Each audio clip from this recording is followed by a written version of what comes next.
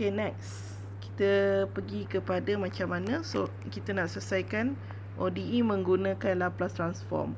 Okay, so tadi ada 4 step kan, so saya akan go through step by step lah. Jadi soalan yang kita nak selesaikan kat sini adalah solve the following differential equation, f prime t minus 2ft sama dengan 4. So soalan tadi lah kan. Jadi yang given condition dia adalah f0 equal to 1. Jadi kita tengok pada first step. So first step adalah kita rewrite equation in term of Laplace transform. Jadi macam mana nak rewrite kan? Okay, kita akan menggunakan derivative of Laplace transform tadi.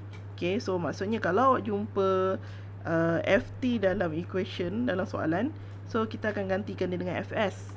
Kalau kita jumpa f prime t, okay, so kita akan gantikan dia dengan fs minus f0.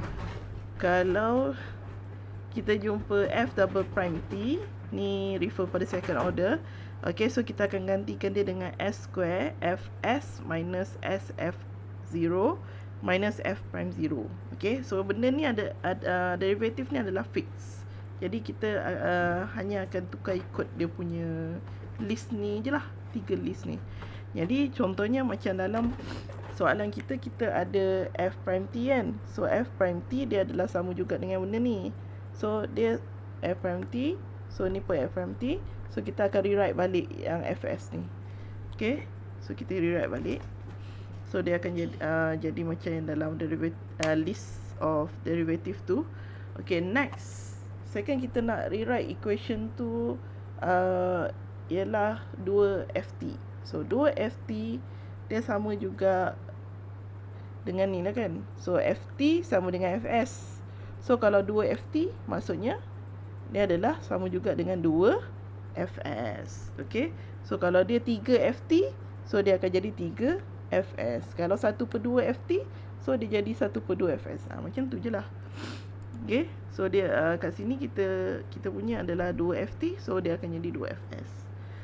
So ini yang ada dalam list of derivative ni. Tapi sekarang ni dalam question dia ada 4. Ada tak dalam ni?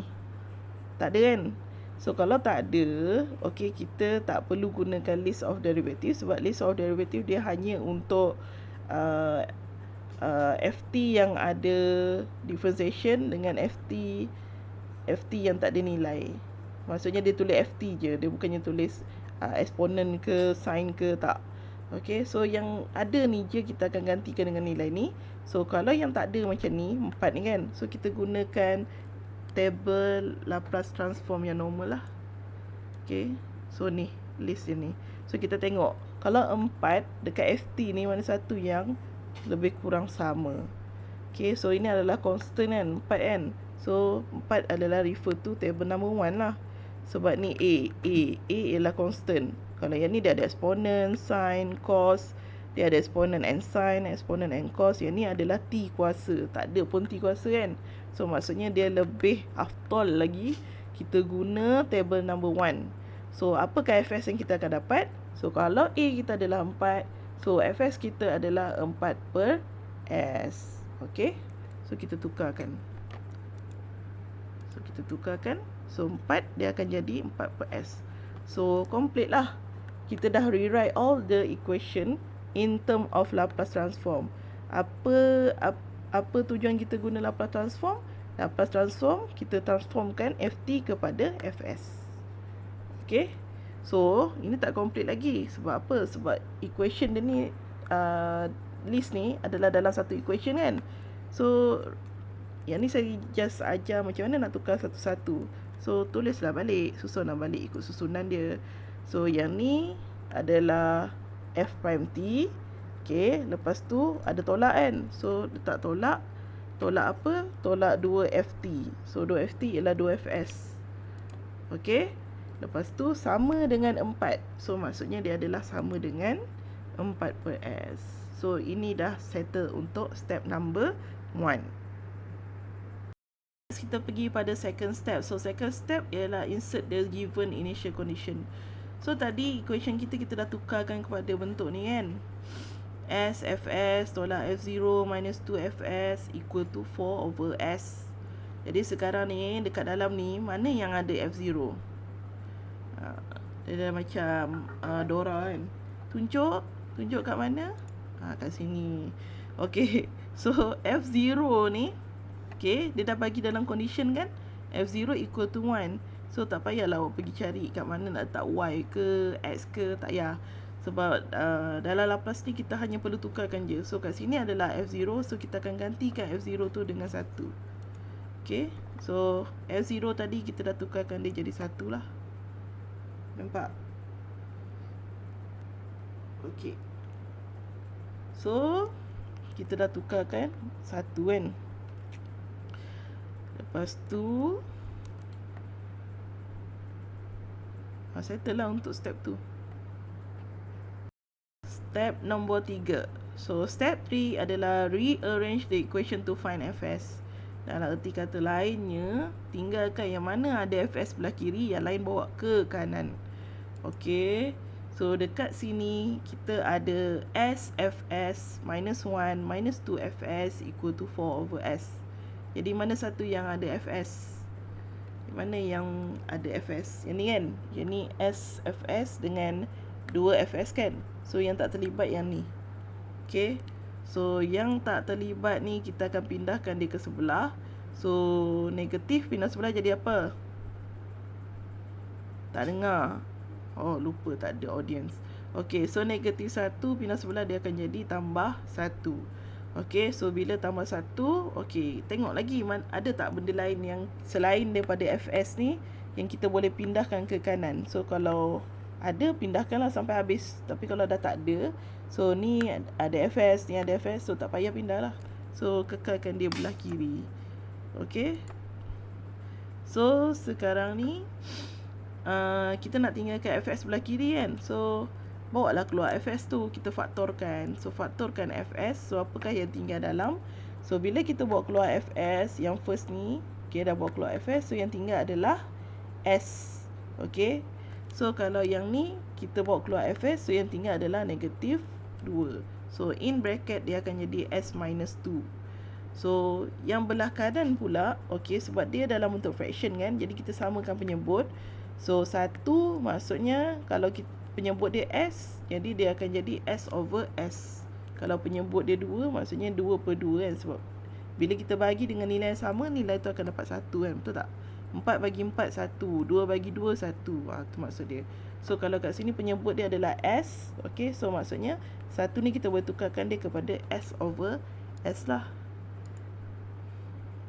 Okay, so kita dah ada penyebut yang sama, so kita boleh combine yang atas ni.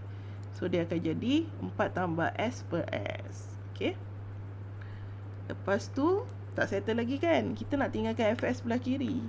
Tapi sini ada Fs dengan S tolak 2. So mana yang nak kena pindahkan? Of course lah kita akan pindahkan S minus 2. Yang ni darab kan, jadi pindah sebelah dia akan jadi bahagilah. Okay, so bila kita pindah sebelah, okay, you kena faham 4 tambah S per S dia akan bahagi dengan S tolak 2 kan. Okay, so kena ingat lah masa zaman sekolah rendah dulu, kalau bahagi, okay, nombor bulat biasanya kita boleh jadikan dia per dengan 1. So bila jadi per dengan 1, okay, pecahan bahagi dengan pecahan, so bahagi boleh tukar jadi darab. So yang ini kita terbalikkan. Okay, so dia akan jadi 4 tambah S darab dengan 1 per S tolak 2. So bila darab dia akan jadi 4 tambah S per dengan S darab dengan S tolak 2. So yang bawah ni, denominator ni, you tak payah nak kembangkan lah. So inilah jawapan dia. Okay, so maka jadilah Fs sama dengan 4 tambah S per S darab S tolak 2. So ini settle untuk step number 3. So step number 4 adalah determine the inverse of Laplace transform. So biasanya untuk soalan ODE, kalau kita selesaikan guna Laplace transform, So kalau kita nak inverse, dia akan dia tak boleh nak inverse direct. Ada yang boleh inverse direct, tapi tak semua.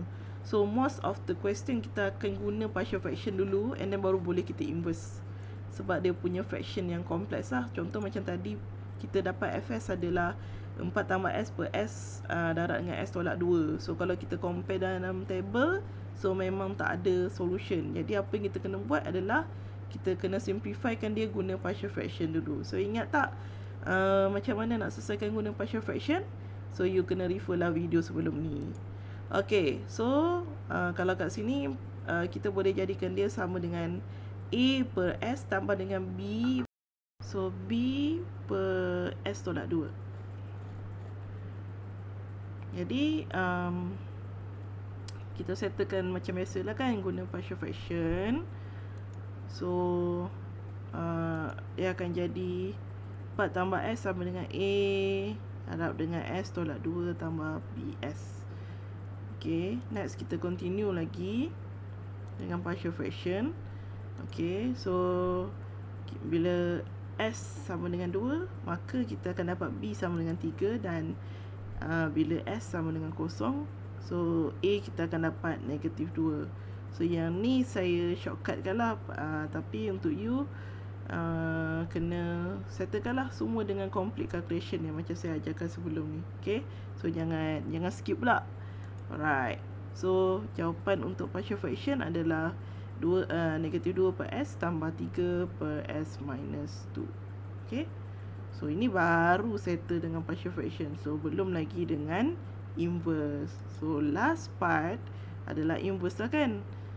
Jadi kita inverse kan setiap satu partial fraction ni. Okay, so kita akan dapat jawapan sama dengan negatif 2 tambah 3E kuasa 2T. So samalah dengan jawapan yang saya tunjukkan tadi.